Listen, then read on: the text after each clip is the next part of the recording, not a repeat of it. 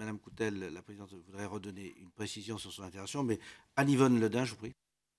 Oui, Monsieur le Président, Madame la rapporteure, Monsieur le rapporteur, d'abord merci de ce travail qui intervient donc après la loi de 6 août 2012 touchant le harcèlement sexuel et porté par l'ensemble des bancs de l'Assemblée et qui témoigne non pas d'une prise de conscience, mais d'une volonté d'agir de la part de tout le monde dans ce pays, et notamment du monde qui gouverne.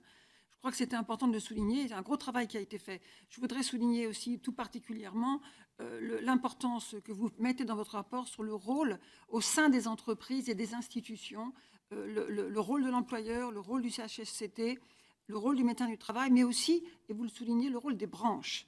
Le fait que les branches professionnelles ont maintenant à construire, porter une parole et agir en ce sens. Donc, autour du concept de guide de bonne pratique. Et ça, ce sont des chemins importants parce qu'au-delà de la loi, de son application parfois défaillante, ça a été souligné, souvent parfois, montrer que c'est la société tout entière qui veut avancer. Donc vous avez continué à lever le voile sur les mots MAUX qu'est le harcèlement sexuel, en changeant aussi les mots MOTS.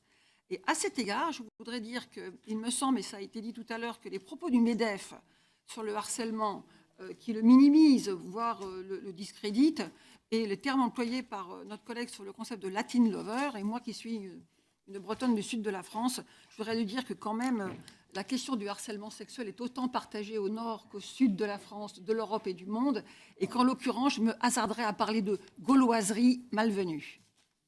Merci, chers collègues. Madame la présidente Catherine Coutel,